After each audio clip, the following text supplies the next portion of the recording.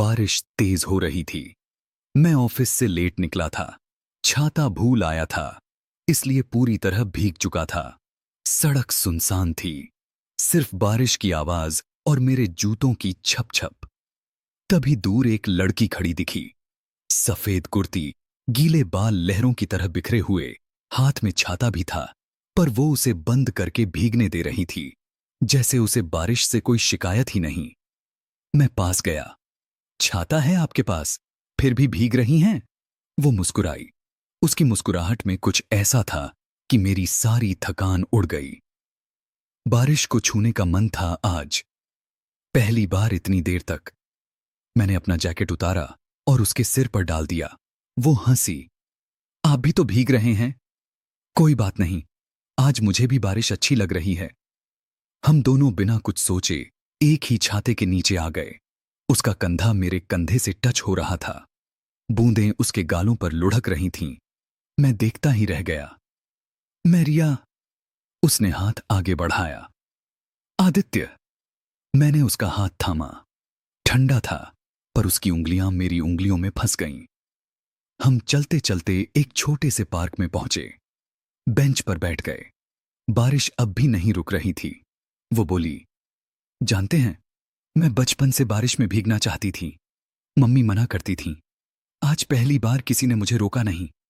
मैंने धीरे से उसके गीले बालों को कान के पीछे किया।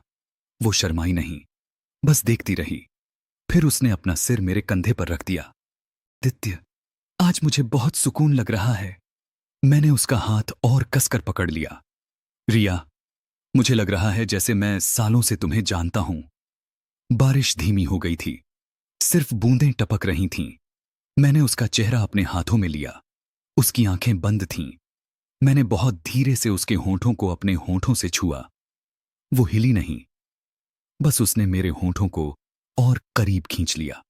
पहला चुंबन, लंबा, गीला, मीठा। बारिश की हर बूंद जैसे हमारे अंदर उतर रही थी। मिनटों बाद जब हम अलग हुए, वो मेरी आंखों में देखकर बोली, मुझे घर छोड़ दोगे? मैंने हां कहा। वो बोली, फिर आज रात मुझे घर नहीं जाना। उस रात हम एक छोटे से होटल में रुके। कोई जल्दबाजी नहीं थी, बस धीरे धीरे एक दूसरे को छुआ, महसूस किया। उसने मेरी शर्ट के बटन खोले, मैंने उसकी कुर्ती के नाड़े। हर कपड़ा उतरते वक्त हम एक दूसरे की आंखों में देखते रहे। जब वो मेरे सीने पर सिर रखकर लेटी, तो मैंने उसके कानों में फुसफुसाया, रिया, मैं तुमसे प्यार करने लगा हूं।